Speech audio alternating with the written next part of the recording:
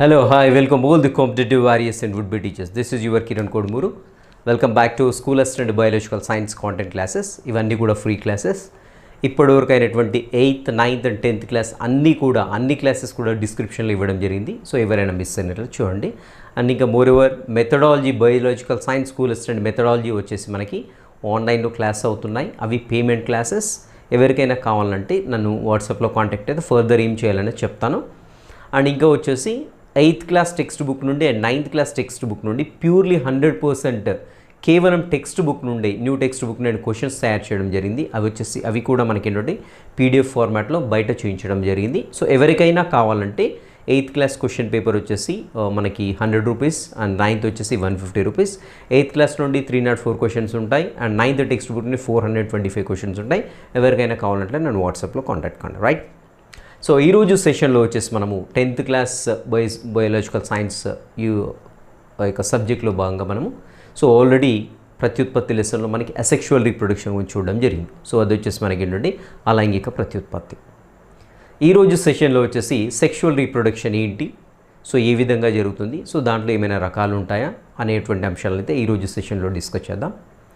And ఇంకా వచ్చేసి human male reproductive system. So placental మమ్మల్స్లో ఎస్పెషల్లీ మనకి ఎగ్జాంపుల్ వచ్చేసి హ్యూమన్ బీయింగ్ని ఇవ్వడం జరిగింది. దాంట్లో మేల్ రిప్రొడక్టివ్ సిస్టమ్ అంటే పురుష ప్రత్యుత్పత్తి వ్యవస్థ ఏ విధంగా ఉంటుంది, దాంట్లో భాగాలు ఏముంటాయినటువంటి అంశాలు మొత్తం కూడా ఈరోజు సెషన్లో డిస్కస్ చేద్దాం, రైట్? సో మరి లైంగిక ప్రత్యుత్పత్తి అంటే ఏంటని చూసినట్లయితే లైంగిక ప్రత్యుత్పత్తిలో మనకి సాధారణంగా 2 జీవులు ఉంటాయి. ఒకటి వచ్చేసి మనకి ఫీమేల్ ఆర్గానిజం ఉంటుంది, రెండోది వచ్చేసి మేల్ ఆర్గానిజం ఉంటుంది. సో రెండింటి నుండి కూడా మనకి ఏం ఉత్పత్తి అయ్యని చూసినట్లయితే గ్యామెట్స్ అనేవి ఉత్పత్తి అవుతూ ఉంటాయి, రైట్? సో గ్యామెట్స్ అంటే సంయోగ బీజాలు అంటాం తెలుగులో. సో మేల్ గ్యామెట్ ఉత్పత్తి అవుతుంది, అదేవిధంగా నెక్స్ట్ వచ్చేసి ఫీమేల్ గ్యామెట్ అనేది ఉత్పత్తి. ఫీమేల్ గ్యామెట్ వచ్చేసి ఏమంటామంటే అండము అంటాము. సో మేల్ గ్యామెట్ వచ్చేసి శుక్రకణము అంటుంటాం. ఇవి రెండు కూడా మనకి ఫర్టిలైజేషన్ జరుగుతాయి, అంటే ఫలదీకరణం జరుగుతాయి, రైట్? ఫలదీకరణం జరిగేసి మనకి ఏం ఏర్పడుతుందని చూసినట్లయితే సంయుక్త బీజం అనేది ఏర్పడుతూ ఉంటుంది. సంయుక్త బీజం ఏర్పడి దీని నుండి పిల్ల జీవి అనేది అభివృద్ధి చెందుతూ ఉంటుంది.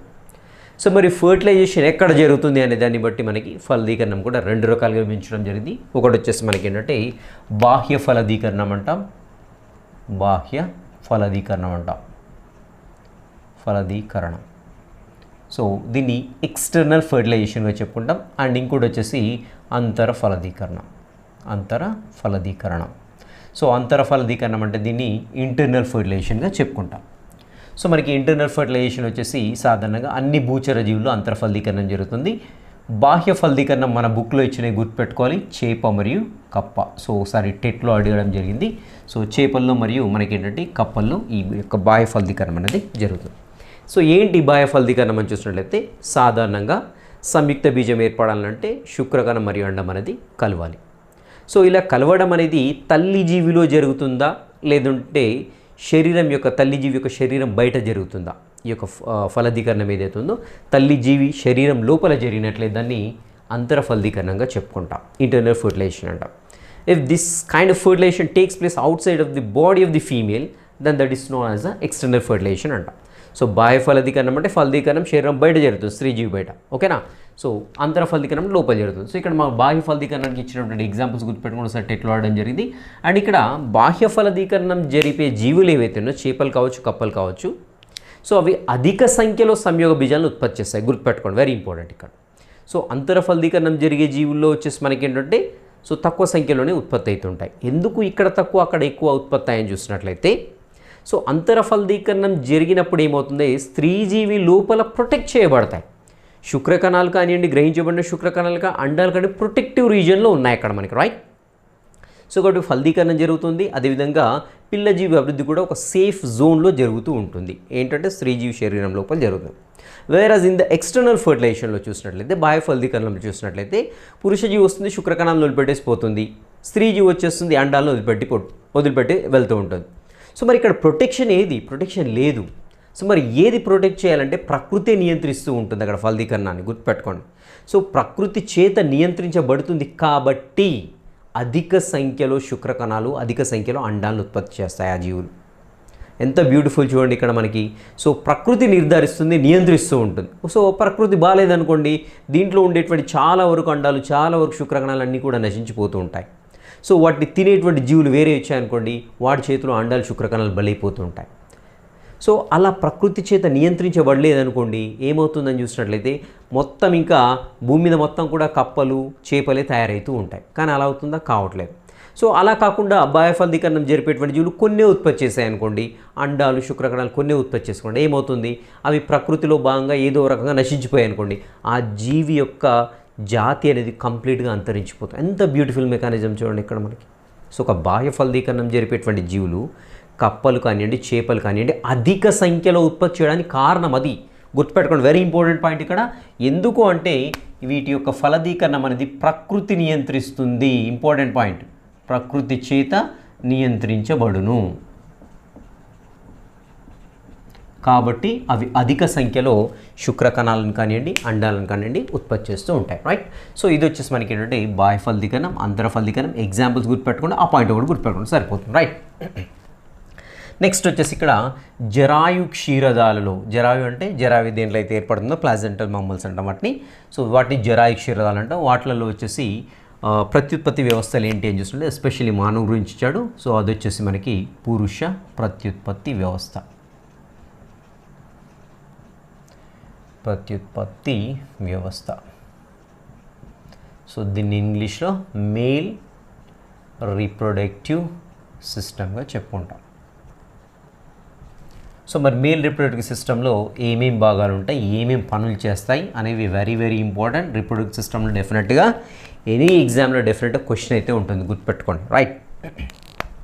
సో ఇక్కడ మేల్ రీప్రొడక్టివ్ సిస్టమ్ చూసినట్లయితే ముందుగా ఒక జత ముష్కాలు అనేవి ఉంటాయి.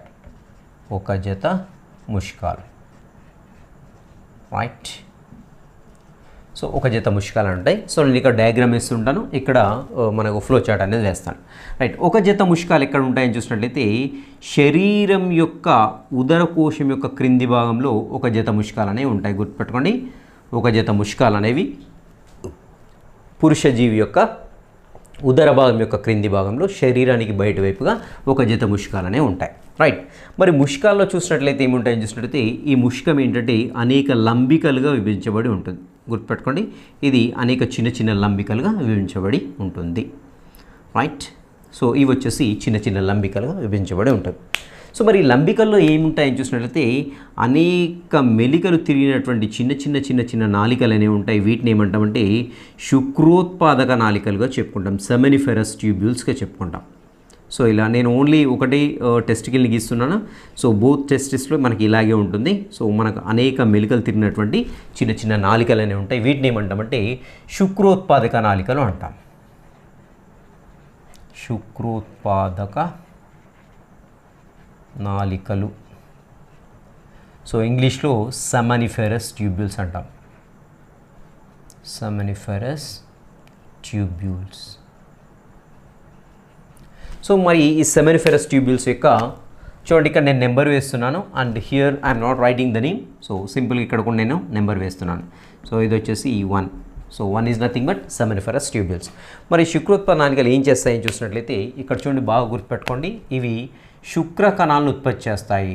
శుక్ర కణాలను మాత్రమే, గుర్తుపెట్టుకోండి, శుక్ర కణాలను ఉత్పత్తి చేస్తాయి. ప్లస్ అంతేకాకుండా ఇంకా మనకి మేల్ సెక్స్ హార్మోన్ అయినటువంటి ఆండ్రోజెన్స్ను ఉత్పత్తి చేస్తాయి. ఆండ్రోజెన్స్. సో ఆండ్రోజెన్స్లో ముఖ్యమైనది ఏంటి అని చూసినట్లయితే టెస్టోస్టిరాన్. టెస్టోస్టిరాన్ కాకుండా ఇంకా ఆండ్రోజెన్స్ ఉంటాయి. సో మనకి సెమినిఫెరస్ ట్యూబ్యూల్స్ ఉత్పత్తి అయ్యేది ఏంటి అని చూసినట్లయితే శుక్రకణాలు ఉత్పత్తి అవుతాయి, అదేవిధంగా ఆండ్రోజెన్స్ ఉత్పత్తి అవుతాయి. ఓకే. మరి శుక్రకణాలు ఏ విధంగా ఉత్పత్తి అయ్యాయని చూసినట్లయితే ఈ యొక్క శుక్రోత్పాదక నాళికల్లో శుక్రకణ మాతృకణాలు ఉంటాయి. రైట్. శుక్ర మాతృకణాలు అని ఉంటాయి.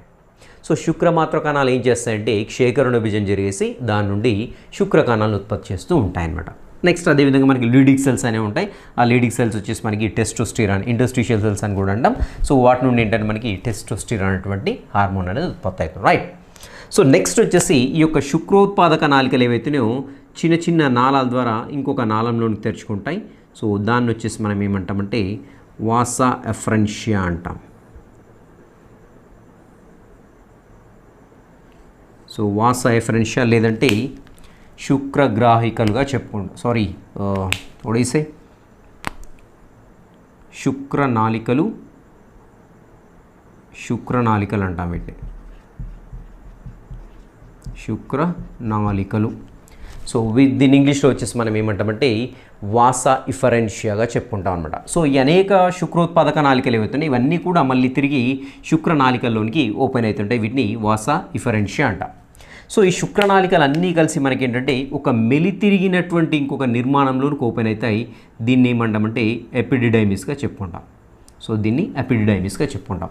సో ఈ యొక్క శుక్రనాళికలు ఎపిడిడైమిస్ని ఏర్పరుస్తుంటాయి. This is known as epididymis అంటాం.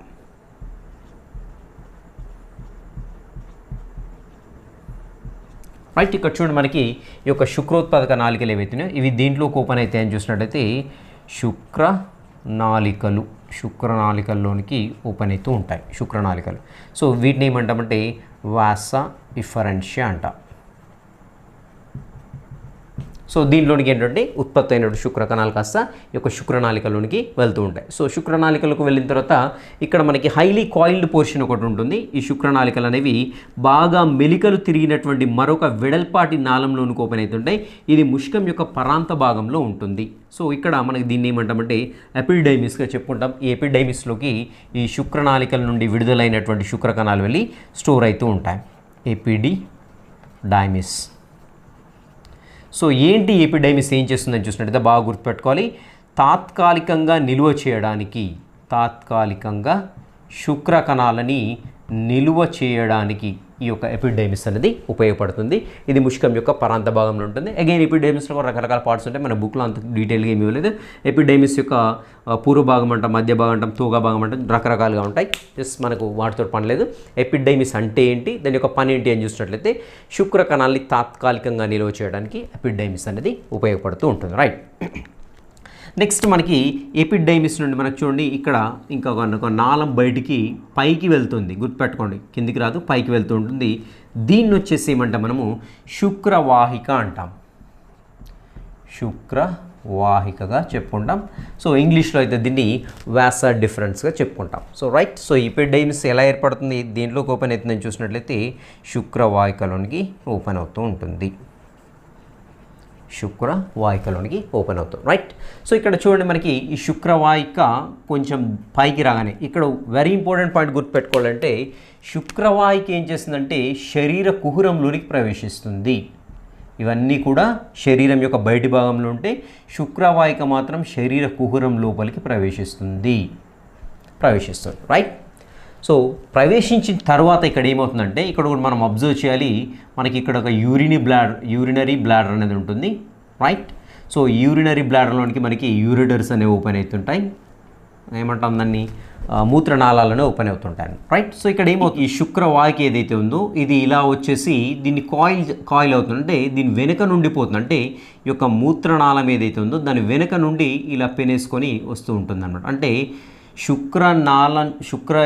శుక్రవాహిక ఏదైతే ఉందో అది మూత్రనాళం ఏదైతే ఉందో దాని వెనుక నుండి పెన వేసుకొని వస్తూ ఉంటుంది, ఇలా చుట్టుకొని ముందుకు వచ్చేస్తూ ఉంటుంది అన్నమాట. రైట్, సో ఈ యొక్క శుక్రవాహిక ఇటు నుండి ఒక శుక్రవాహిక వస్తుంది, అదేవిధంగా ఇక్కడ నుండి మరొక శుక్రవాహిక అనేది వచ్చేస్తూ ఉంటుంది అన్నమాట. రైట్, సో ఈ యొక్క శుక్రవాహికలు ఏంటంటే ఇలాగే కిందికి వస్తుంటాయి. వచ్చే క్రమంలో దీనిలో మనకి ఒక శుక్రగ్రాహిక అనేటువంటి సంచుల వంటి నిర్మాణం ఉంటాయి. ఇటొకటి సెమినల్ వెసికిల్ అంటాం. సో సెమినల్ వెసికల్ అంటుంటాము. సో ఆ శుక్రగ్రాహికలను ఇచ్చాడు. యాక్చువల్గా శుక్రాశయాలు అంటాం, కానీ శుక్రగ్రాహికలను ఇచ్చాడు. గుర్తుపెట్టుకోండి, ఒకవేళ తెలుగు మీడియం వాళ్ళైతే శుక్రగ్రాహికలు is the right answer. So మనకేంటంటే వాటిని యాక్చువల్గా సో ఇక్కడ ఏం చేస్తాయంటే శుక్రాశయాల నుండి మనకి ఒక శుక్రస్రావం అనేది వస్తుంది. ఇది వచ్చేసి శుక్రగ్రాహికలు.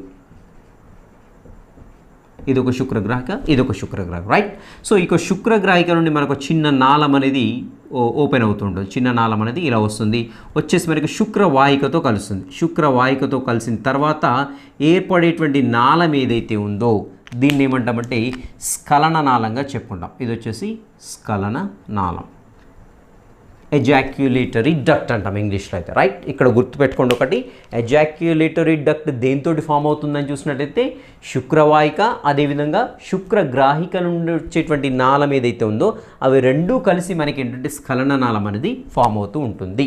గుర్తుపెట్టుకోవాలి, రైట్. సో మరి శుక్రగ్రాహిక నుండి ఏమి విడుదలవుతుంది, దేనికి పనికి వస్తుందని చూసినట్లయితే ఇక్కడ చూడండి, మనకి శుక్రవాహిక దేంతో కలుస్తుందని చూసినట్లయితే ఇక్కడ రాస్తున్నాను నేను. శుక్రగ్రాహిక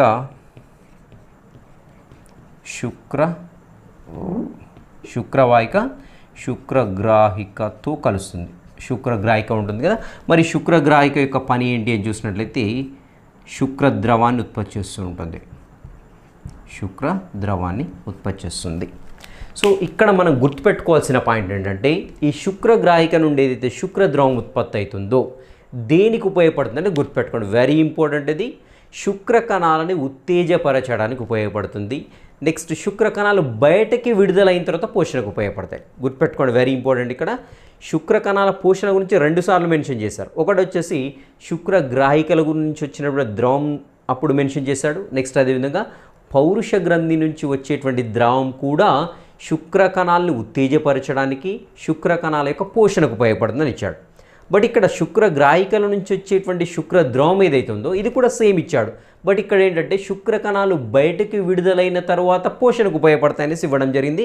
జస్ట్ గుర్తుపెట్టుకోండి, మనకు అక్కడ శుక్ర కణాలు బయటికి విడుదలైన తర్వాత వాటి పోషణకు ఉపయోగపడేటువంటివి ఏంటి అన్నప్పుడు శుక్రగ్రాహికల నుండి విడుదలైనటువంటి శుక్రద్రవం. అలా కాకుండా సింపుల్గా క్వశ్చన్ అనుకోండి, శుక్ర కణాల యొక్క పోషణకు ఉపయోగపడేది ఏంటి అన్నప్పుడు అప్పుడు పౌరుష గ్రంథి నుంచి వచ్చేటువంటి ఆ యొక్క ద్రవం అవుతూ ఉంటుంది. సో సింపుల్, అక్కడ చిన్న అది ఉన్నది గుర్తుపెట్టుకోండి, రైట్. సో ఇది వచ్చేసి శుక్రగ్రాహికల నుండి వచ్చేటువంటి ద్రవము శుక్ర కణాలను ఉత్తేజపరచడానికి, అదేవిధంగా శుక్ర కణాలు బయటికి విడుదలైన తర్వాత పోషణకి దీని నుంచి వచ్చేటువంటి శుక్రద్రవం అనేది ఉపయోగపడుతూ ఉంటుంది, రైట్. సో ఇక్కడ నెక్స్ట్ వీటి నుండి ఏర్పడినటువంటి స్ఖలన నాళం ఏదైతే ఉందో, సో ఈ స్ఖలనాళాలు రెండు కూడా, సో ఇది వచ్చేసి ఇది ఒక స్ఖలనాళం, ఇది ఒక స్ఖలనాళం, ఇవి వచ్చేసి మనకి ఏంటంటే యురెత్రాలోనికి తెరుచుకుంటాయి. యురెత్రా అంటే ప్రసేకము అంటాం. సో ఇది వచ్చేసి మనకి ప్రసేకం.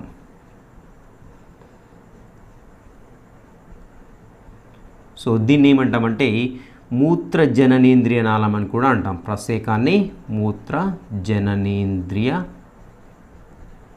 నాళం. ఎందుకు మూత్ర జననేంద్రియ నాళం అంటామంటే సో ఆ యొక్క ప్రసేకం ద్వారా మనకి మూత్రం వస్తుంది, అదేవిధంగా ఆ యొక్క శుక్ర కణాలు కూడా బయటికి వస్తూ ఉంటాయి, అంటే శుక్రంతో కలిసి, కాబట్టి దాన్ని మూత్ర జననేంద్రియ నాళంగా చెప్పుకుంటూ ఉంటాం, రైట్. సో మనకి ఇక్కడ స్ఖలన నాళం ఏర్పడే ప్రాంతంలో ఒక గ్రంథి అనేది ఉంటుంది మనకి ఇక్కడ ఈ ఏరియాలో. సో దాన్ని మనం ఏమంటామంటే పౌరుష గ్రంథిగా చెప్పుకుంటాం.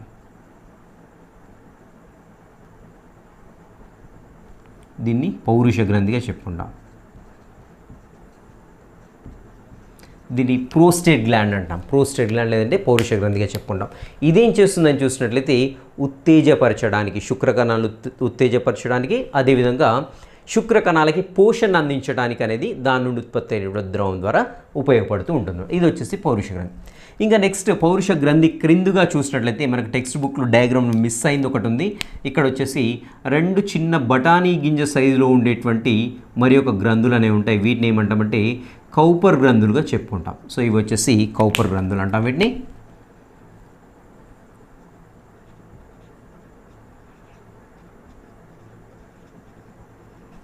కౌపర్ గ్రంథులు అంటాం. సో ఈ కౌపర్ గ్రంథుల నుంచి కూడా స్రావం అనేది ఉత్పత్తి అవుతుంది. దీన్ని కూడా శుక్రస్రావంగా చెప్పుకుంటాం.